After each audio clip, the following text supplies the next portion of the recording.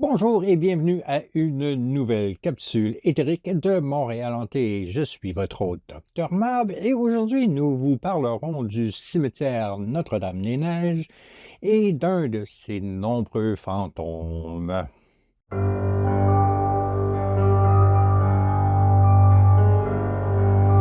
La mission de Montréal Hanté est de vous faire connaître quelques-uns des centaines de fantômes de Montréal et de la région.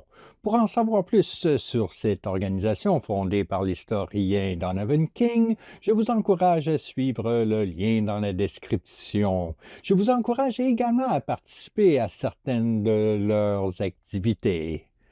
Et maintenant, parlons fantômes.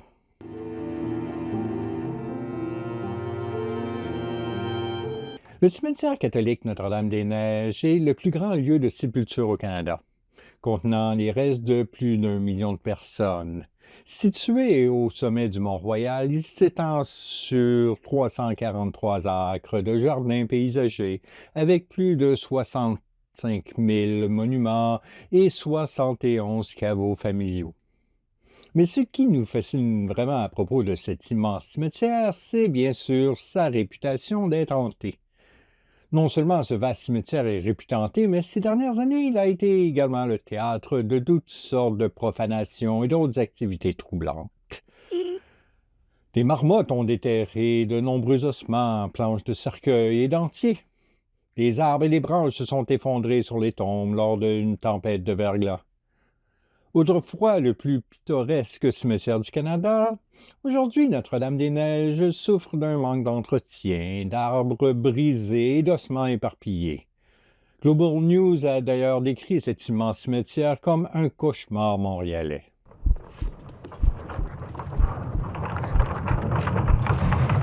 Le diocèse catholique de Montréal a créé le cimetière Notre-Dame-des-Neiges en 1854, ayant besoin de plus d'espace pour les défunts.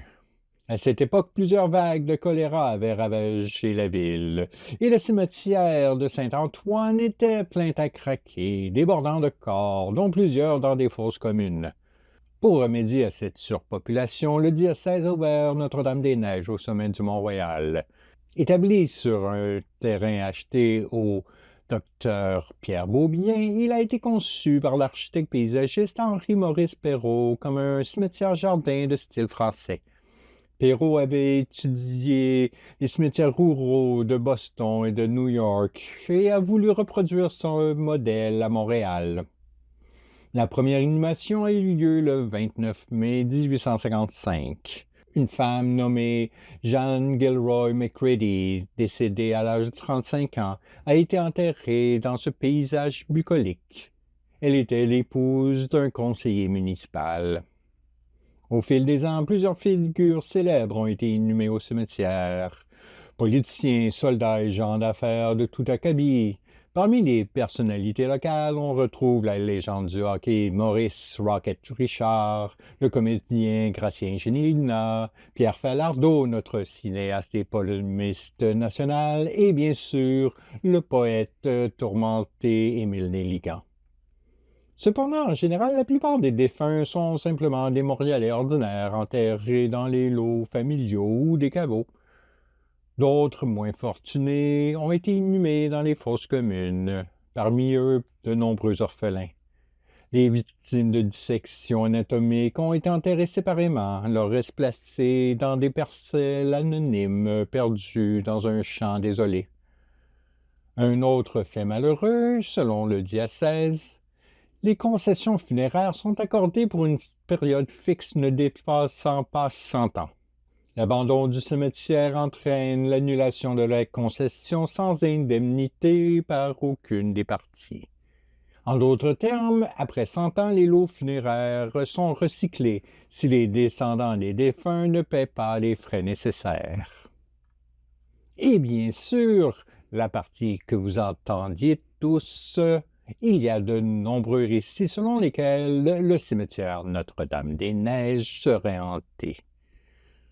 Le plus grand cimetière du Canada abriterait au moins une douzaine de fantômes, dont ceux de Joseph Guibord, Thomas Darcy McGee, René Angélil et le maire Camillien Hood. Et aujourd'hui, nous nous concentrons sur une en particulier.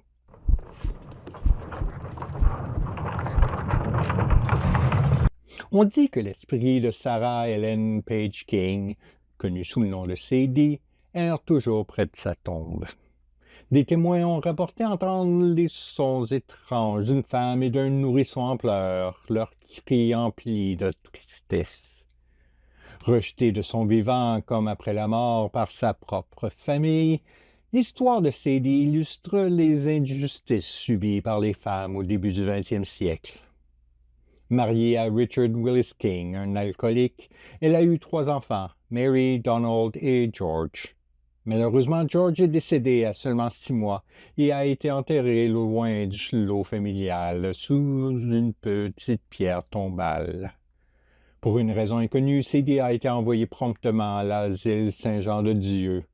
Elle souffrait probablement d'une dépression après la perte de son fils George. Mais au lieu d'être soignée, elle fut enfermée dans l'asile pendant 24 ans jusqu'à son décès en 1946. Pire encore, son mari ne l'a jamais visitée. Aucun membre de la famille non plus. Son existence même est devenue un sujet de honte et de tabou. Son nom n'était jamais mentionné, comme si elle n'avait jamais existé. À sa mort, elle a été enterrée près de son fils décédé, loin du lot familial. Personne n'a érigé de pierre tombale pour elle. Son fils Donald n'a même pas assisté aux funérailles. Sa famille a aussi refusé de payer les frais d'inhumation au cimetière Notre-Dame-des-Neiges. Finalement, la seule trace officielle de son existence demeure dans les registres funéraires du diocèse. Hantée par le sort de sa grand-mère, exclue et maltraitée, la poétesse et dramaturge Donna Langevin a écrit « A Story for Sadie » pour briser le tabou familial et raviver la mémoire de Sadie à travers son œuvre littéraire. Et elle a réussi. L'unité d'enquête paranormale de Montréal Hanté prévoit d'ailleurs bientôt une visite sur la tombe de Sadie.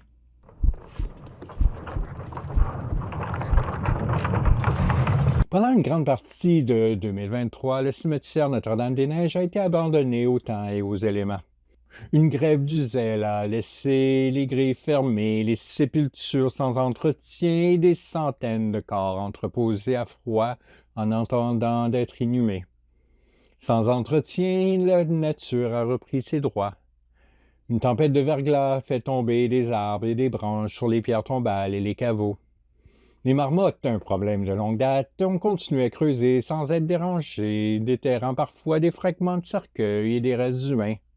Lorsqu'on a brièvement permis aux endeuillés d'entrer, ils ont trouvé une nécropole envahie par la végétation en ruine.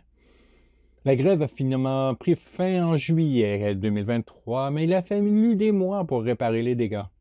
Lorsque le cimetière a rouvert en septembre, les travailleurs étaient toujours en train de déblayer les débris, de stabiliser les monuments et de reprendre les inhumations retardées. Certaines familles ont attendu près d'1 an pour enterrer leurs proches. Aujourd'hui encore, les cicatrices demeurent. Certaines tombes restent à restaurer. Les marmottes rôdent toujours. Beaucoup se demandent si les morts, négligés tant dans la vie que dans la mort, trouveront un jour leur repos éternel. Et vous, avez-vous des proches enterrés au cimetière Notre-Dame-des-Neiges? Ou peut-être y avez-vous fait quelques promenades? Avez-vous eu des rencontres étranges avec des fantômes laissés pour compte? Si c'est le cas, faites-nous en part dans les commentaires. Je vous encourage à aimer la vidéo, vous abonner et activer les notifications afin de ne manquer aucune de nos capsules. D'ici notre prochain rendez-vous, je vous souhaite un bon 2 semaines et gardez l'œil ouvert, on ne sait pas quel fantôme rôde à Montréal.